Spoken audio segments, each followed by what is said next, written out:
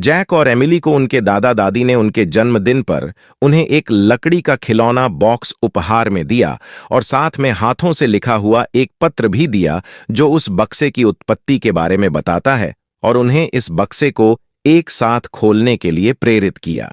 Jack और Emily खुश होते हुए टॉय बॉक्स के पास इकट्ठा होते हैं। माता पिता उन्हें इंतजार करने की सलाह देते हैं जब उन्हें अकेले में बक्से को खोलने के लिए ज्यादा समय मिलेगा। जब सभी लोग कमरे से चले जाते हैं तो दोनों भाई बहन लकड़ी के बक्से को खोलना शुरू करते हैं, जिसमें कई पुरानी घूड़ियां, पहेलियां, खिलौने और अन्य पुरानी वस्तुएं होती हैं। वे खिलौनों पर बने हुए कुछ अजीब से चित्रों पर हंसते हैं, लेकिन एक छोटे लकड़ी के बक्से को देखकर उनकी उत्सुकता और बढ़ जाती है, जिस पर विचित्र प्राणियों और जानवरों की तस्वीरों की नक्काशी की हुई थी। देर रात इन खौफनाक खिलौनों से खेलते समय घर के आसपास अजीब चीजें होने लगती हैं। दरवाजे जोर जोर से चरमराते हैं, भले ही उनके पास कोई न हो। छायादार आकृतियां कहीं से भी दिखाई देने लगती हैं और वस्तुएं बिना किसी को छुए बेवजह हिलने लगती हैं। जैक को राक्षसों और राक्षसों की भयानक छवियों से भरे बुरे और डरावने सपने आने लगते हैं, जबकि एमिली को पता चलता है कि उसका पसंदीदा टेडी बियर उसकी हर हरकत पर नजर रख रहा है। इन सब घटनाओं को देखते हुए दोनों ने बहादुरी से इसका सामना करने का फैसला लिया। महज संयोग या अपनी कल्पना के आधार पर खारिज करने के बावजूद भाई बहन इस बात की और जांच करने का निर्णय लेते हैं कि इन घटनाओं का कारण क्या हो सकता है। जिज्ञासा और डर से प्रेरित होकर जैक और एमिली अपने दादा दादी से पूछते हैं कि खिलौने का डिब्बा कहां से आया। दादा दादी ने कई साल पहले जब घर खरीदा था जिसमें वो लोग रह रहे थे, उन्हें पता चला कि यह संदूक उनके अपने घर के बाहर मिट्टी में नीचे गहराई में दबा हुआ है।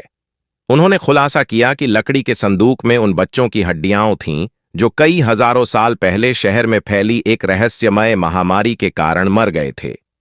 यह महसूस करते हुए कि टॉय बॉक्स के अंदर प्रत्येक खिलौना इस अंधेरे इतिहास का कुछ हिस्सा रखता है, जैक और एमिली यह जानकर भयभीत हो जाते हैं कि वे अनजाने में इस संदूक को घर ले आए हैं। उत्तर की तलाश में उत्सुकता से भाई बहन अपनी दादी से बात करते हैं, जो खिलौनों के डिब्बे से जुड़े एक प्राचीन श्राप के बारे में पीढ़ी दर पीढ़ी चली आ रही कहानियां साझा करती हैं। संदूक के साथ दिए गए पत्र के अनुसार संदूक को बंद करने से बुराई हमेशा के लिए दूर हो जाएगी और इसे पीढ़ियों तक फैलने से रोका जा सकेगा।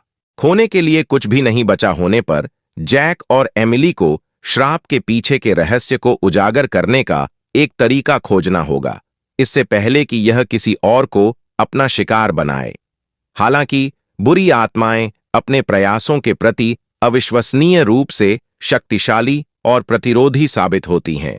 अपनी दादी से मिले ज्ञान के अनुसार संदूक में फंसी बुरी शक्तियों को कमजोर करने के लिए मंत्रों का जाप करते हैं।